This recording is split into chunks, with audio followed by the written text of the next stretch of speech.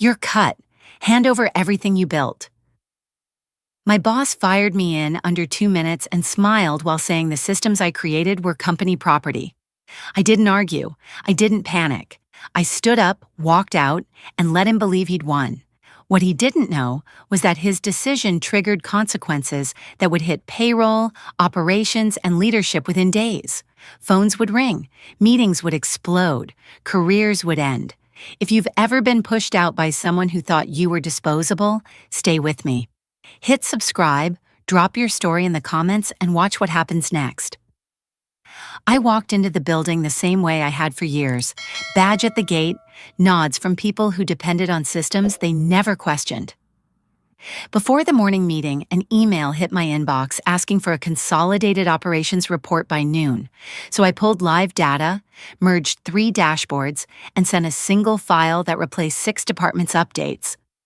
10 minutes later, the COO forwarded it to the executive thread with a short note. Use this. No credit, no comment, just adoption. When I stepped into the conference room, the screens were already showing my layouts, my flow, my assumptions turned into decisions. The meeting moved faster because of it. A routing change was approved, a vendor was cut, a deadline was moved up, and nobody asked who made the call possible. After the meeting, I sent 2 follow-up emails, one to operations confirming the new thresholds, another to finance adjusting the forecast. Operations replied with a thumbs up. Finance replied with questions. I answered them in one sentence, attached proof, and the question stopped. Before lunch, customer service flagged a backlog building in one region. I rerouted capacity, reassigned priority, and the backlog disappeared before the next status update. No announcement followed, just silence where a problem had been. In the afternoon, a calendar invite appeared for a leadership sync I wasn't invited to attend. Instead, I received a separate request asking for access permissions to my systems. I approved read-only, watched the audit log update, and closed the tab. When I passed the executive wing, voices were raised behind glass, hands pointing at charts I recognized. A decision was made in that room because something worked and something else didn't. By the time I returned to my desk, a company-wide message went out about streamlining operations and new efficiency targets.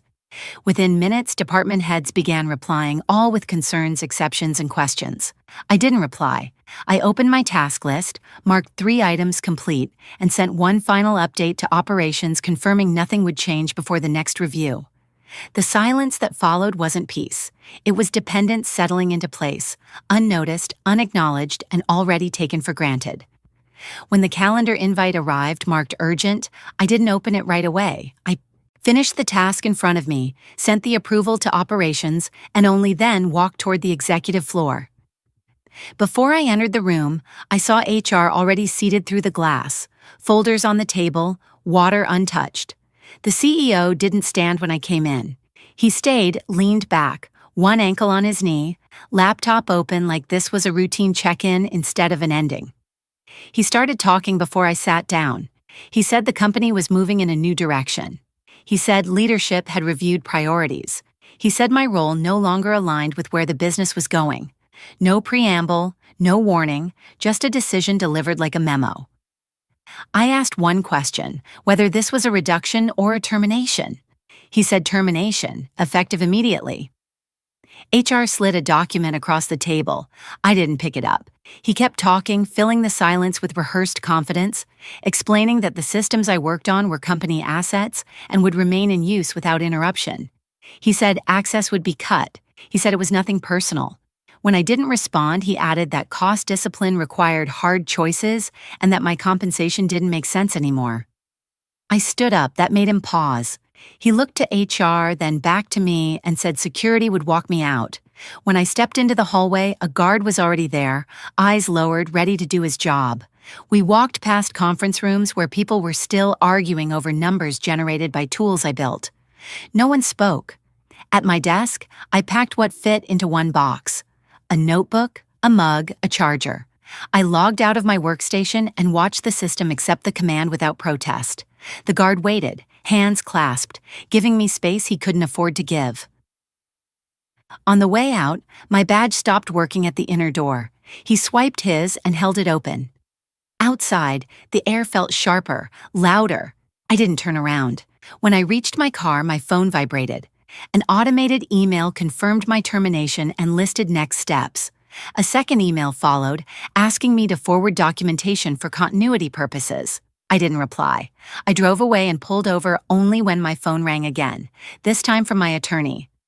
She spoke first, not surprised, asking if it had happened.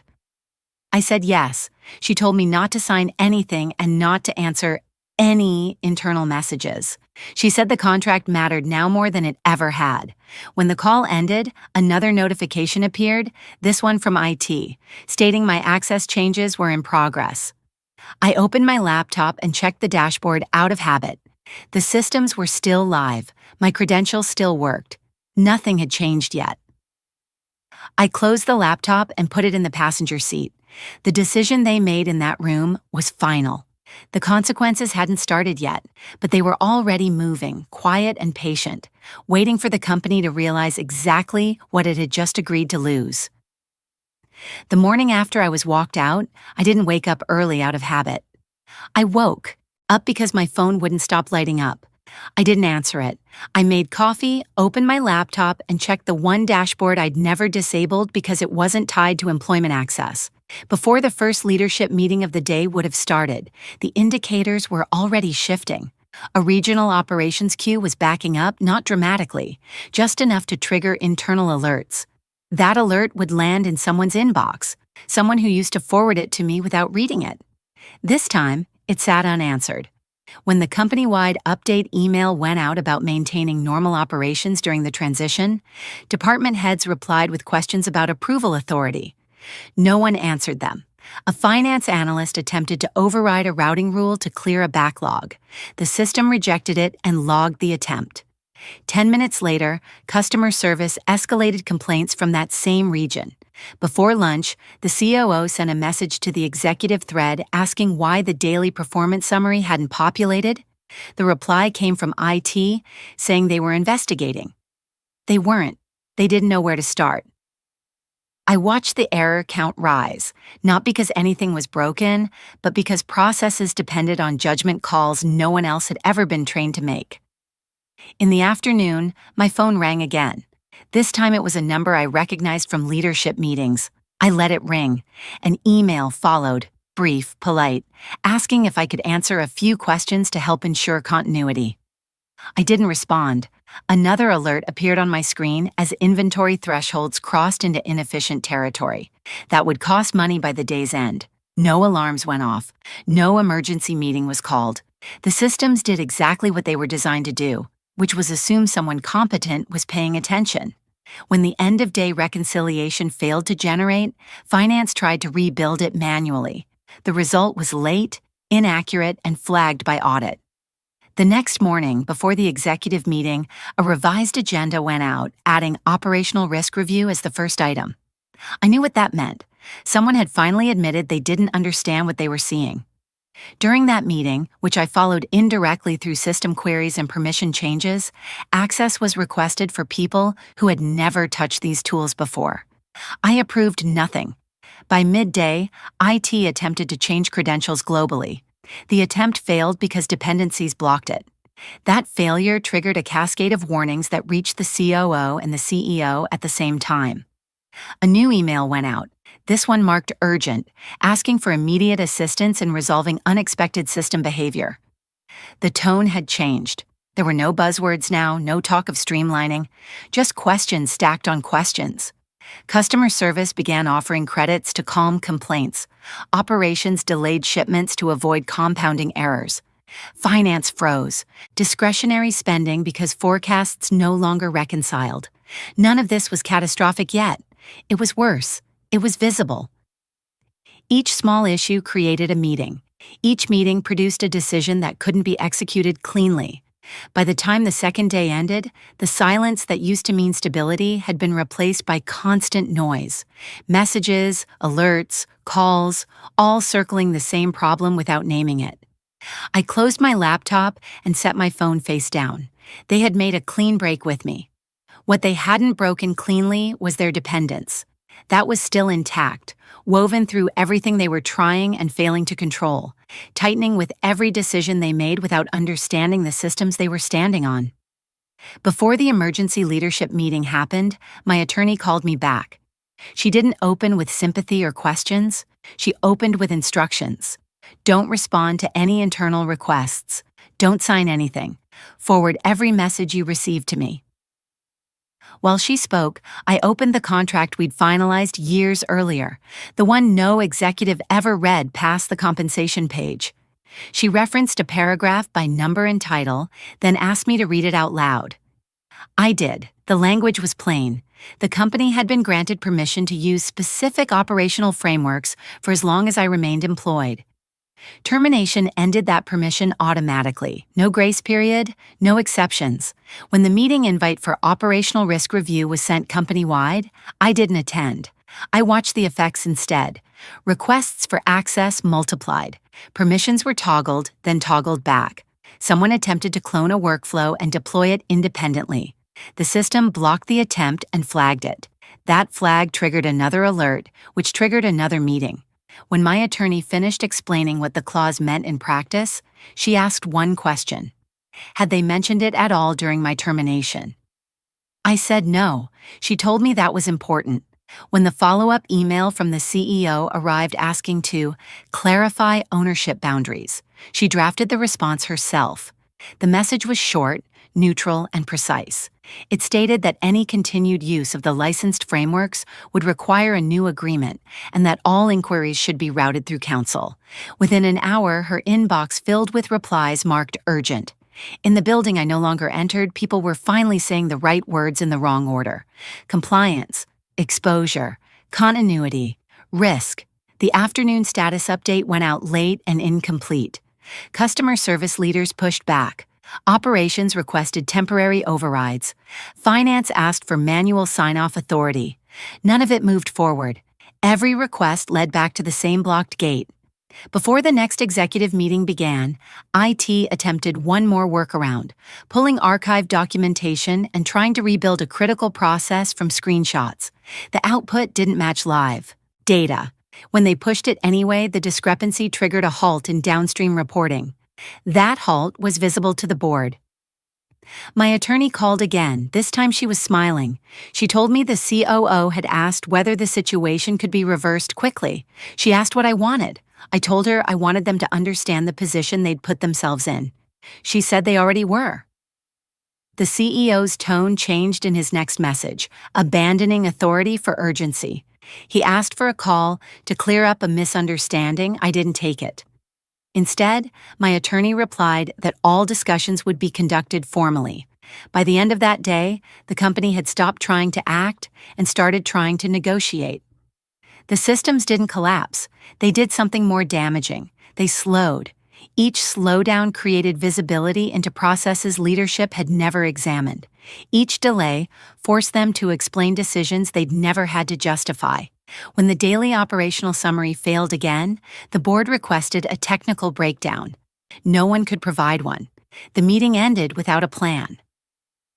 That night, I reviewed the monitoring one last time, not to intervene, but to document.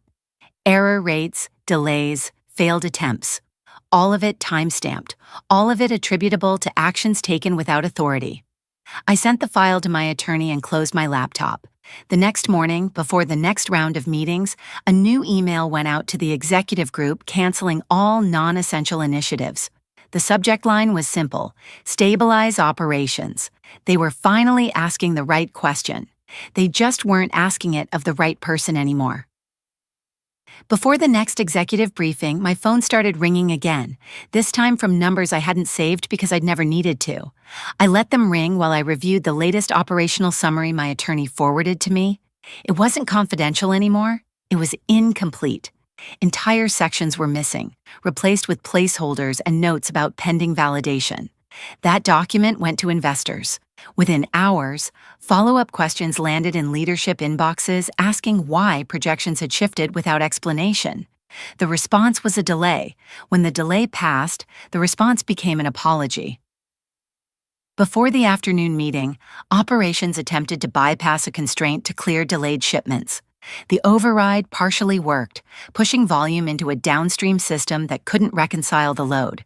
The result wasn't a shutdown, it was a backlog that grew by the hour. Customer service responded by extending response times and issuing credits. Finance noticed the credits before they noticed the cause. They froze discretionary spending, which stalled vendor approvals. Vendors responded by slowing fulfillment. Each reaction made sense in isolation. Together, they formed a loop no one could interrupt. When the CEO sent a message asking department heads to use best judgment, no one knew whose judgment counted anymore. A director tried to convene an ad hoc task force. Half the invites were declined because no one wanted their name attached to a decision that might be wrong. Before the next day began, a board member requested a private briefing on operational exposure. That request triggered a scramble for data that didn't exist in a form anyone could present confidently. Charts conflicted, timelines shifted, explanations contradicted each other.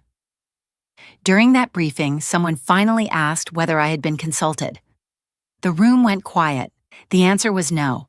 By the time that meeting ended, the question had changed from how to fix the problem to who had caused it. The CEO's assistant emailed my attorney asking if I would be willing to speak informally to help clarify next steps. The wording mattered. Informally meant without commitments. Help meant without leverage. My attorney declined. When the next operational report missed its delivery window, the board scheduled an emergency session. I knew because access permissions shifted again as executives tried to pull historical data they'd never reviewed before. The systems responded the same way they always had, enforcing rules that didn't bend for urgency. The board session produced a list of action items that required approvals from people who no longer had authority to grant them. Those items stalled. The market noticed. Analysts began asking about execution risk. The stock dipped enough to trigger internal alerts. That triggered another meeting. Before that meeting, the CEO sent me a message directly, dropping titles, using my first name, asking for a call to reset the conversation. I didn't reply. Instead, my attorney responded that any discussion would require a clear scope and compensation terms. The reply came back within minutes, agreeing to both. That speed told me everything. The company wasn't trying to restore order anymore. It was trying to stop the bleeding. As the days stacked up, the problems compounded in predictable ways. Delays created costs. Costs created scrutiny. Scrutiny created fear. Fear froze decision-making. The systems continued to do what they were built to do, which was enforce discipline in an environment that no longer had any. By the time the board reconvened, the agenda had changed completely. It no longer mentioned stabilization. It mentioned accountability. Names were being said out loud. Decisions made during my termination were being revisited. I closed the forwarded emails and set my phone aside. I hadn't said a word since the day I left. I hadn't lifted a finger to interfere. The silence wasn't passive. It was expensive. And with every hour it stretched on, the company was paying more to avoid admitting a single, obvious truth. The problem they were trying to solve had walked out the door, and they were still pretending it hadn't. Before the emergency board session concluded, my attorney called and told me to be ready. Not to speak, not to explain, just to listen. When the call from the company finally came through, it wasn't the CEO. It was the COO, voice tight, words careful, asking if I was available for a brief conversation to reset expectations. I agreed to a call with counsel present. When the line connected, I could hear multiple people breathing, papers shifting, someone muting and unmuting. They thanked me for my time. They acknowledged the disruption. They said leadership wanted to move forward constructively. I let them talk. The CEO joined late, cutting in with an apology that sounded practiced and unfinished.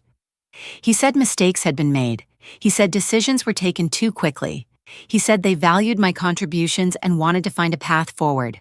When he asked what it would take to resolve the situation, my attorney answered before I did, asking whether he was speaking with board authority. Silence followed, then a quiet yes. The tone shifted immediately. The COO asked if I would consider re-engaging temporarily to stabilize operations. I asked under what terms. They offered a short-term consulting arrangement. I declined. The CEO tried again, this time offering compensation, using numbers meant to sound generous. I asked whether he was still the one making operational decisions. No one answered. Instead, the COO said the board was reviewing leadership structure. That was the moment the room changed. The CEO's voice dropped, losing its edge, asking me directly to reconsider, saying the situation was being blown out of proportion, saying the company couldn't afford further damage. I asked him to clarify whether my termination decision was still considered appropriate. He didn't answer. Someone else did. The COO said the board had concerns about how it had been handled. The CEO interrupted, raising his voice, insisting he acted within his authority. The COO cut him off. They asked me to hold while they discussed next steps internally. I stayed on the line. Muffled voices argued. Someone mentioned exposure. Someone mentioned shareholders. Someone said my name like it was a problem they couldn't move past. When they came back, the CEO was gone from the call. The COO spoke slowly, explaining that leadership changes were being made effective immediately and that the board wanted to reopen discussions under new conditions. I didn't react. I asked who would be leading the negotiations. The COO said she would, reporting directly to the board. She asked what I needed to feel comfortable proceeding. I told her I needed clarity, respect, and terms that reflected reality. She agreed. When the call ended, my attorney asked how I felt. I told her it was done. The company that dismissed me without hesitation had just removed the person who did it to survive the consequences. I didn't celebrate. I didn't gloat. I closed my laptop and let the silence settle again, this time different. It wasn't confusion or panic.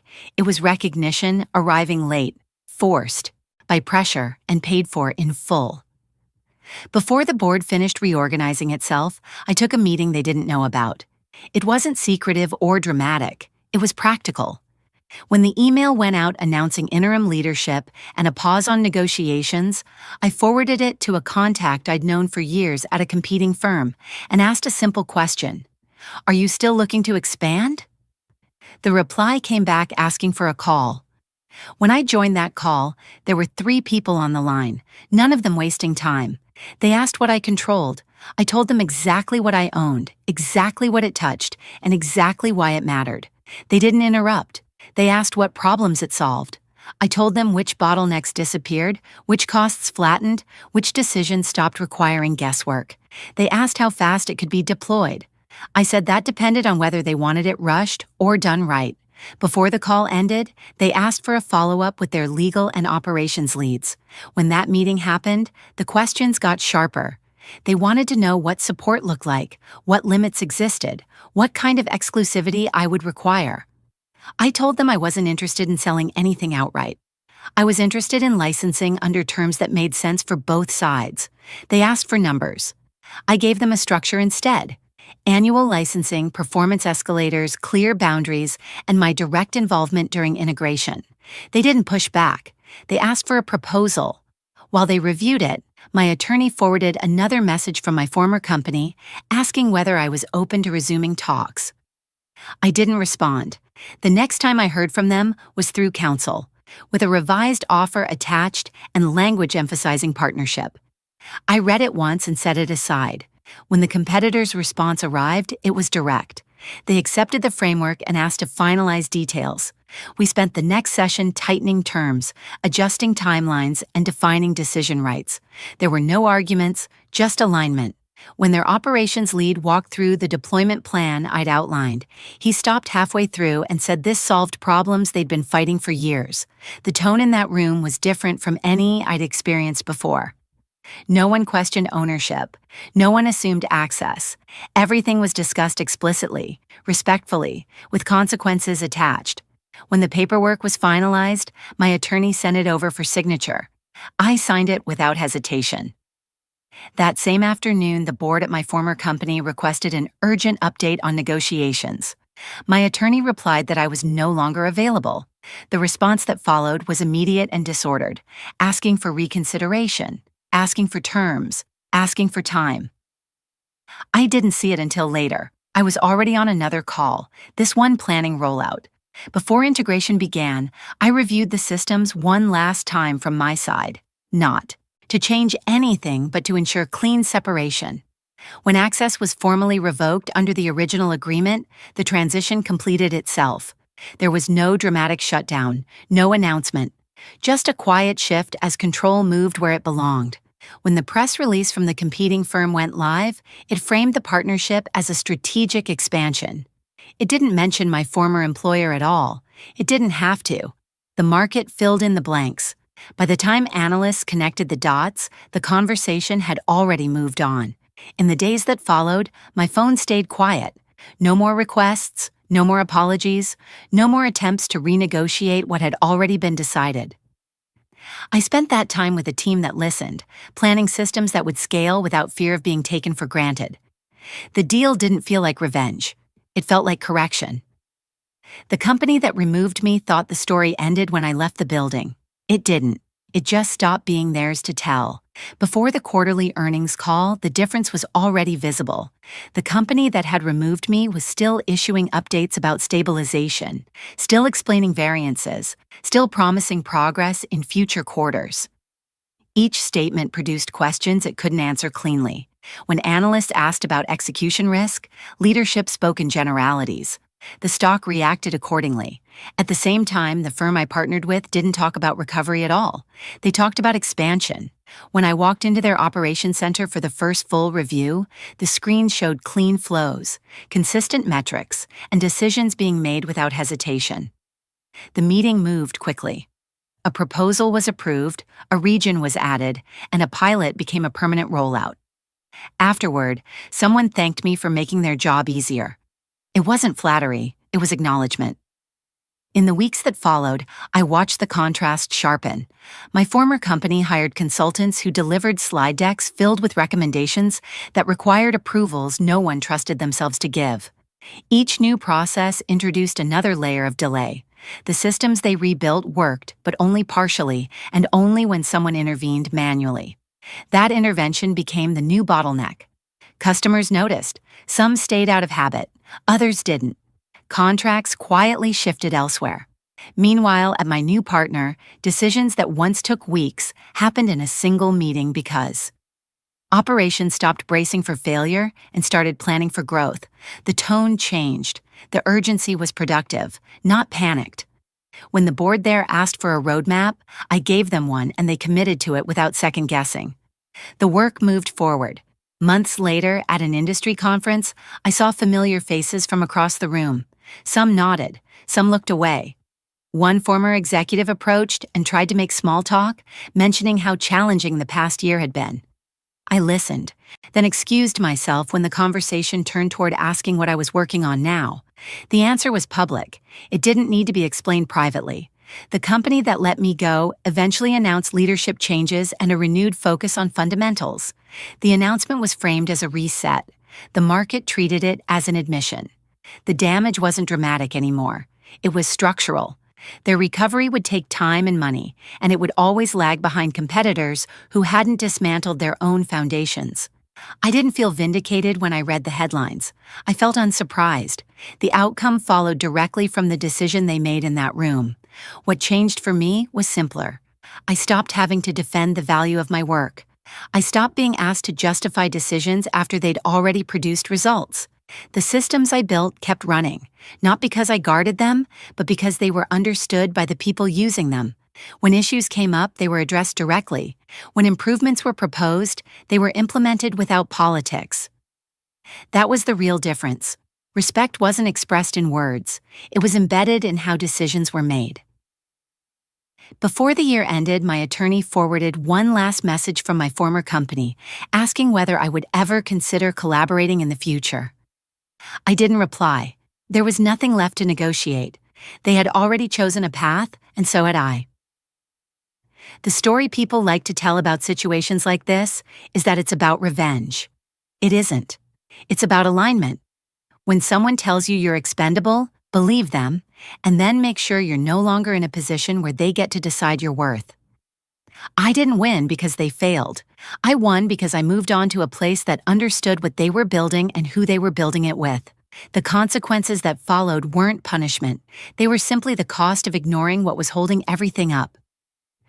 I learned this the hard way. Sitting outside a glass conference room after an email erased my job and a meeting erased my voice. The cost wasn't just a paycheck. It was nights replaying that termination, mornings waiting for calls that never came, and strain at home as I carried stress I couldn't set down. The humiliation didn't end when I left the building. It followed me into unanswered messages and late apologies. I lost time explaining myself to lawyers instead of family, and trust in leaders who smiled while cutting foundations they didn't understand. What surprised me was how expensive silence became. I paid in sleep and patience while they paid in delays and confusion. That imbalance taught me something specific. When decisions are made without accountability, damage spreads outward. The meeting where I was dismissed wasn't just a bad moment. It revealed a culture that valued speed over stewardship. Emails went unanswered because no one owned outcomes. Authority shifted, but responsibility didn't. If I were advising a friend, I'd keep it simple. Protect your work before you need to defend it. Documentation turns fear into leverage. Don't rush to explain yourself to people who already decided. Let consequences speak. Choose partners who ask better questions, not louder ones. Remember that patience isn't weakness when it's paired with preparation. I didn't walk away lighter, but I walked away clearer. The loss sharpened boundaries and showed me where respect lives. That clarity lasted. How to get started today. Save emails, notes, and approvals in one place. Read contracts fully, not just titles. Set clear handoff rules before crises. Choose calm responses over instant reactions. Keep one advisor outside your workplace. If this sounds familiar, share your moment below. What meeting or email changed everything for you?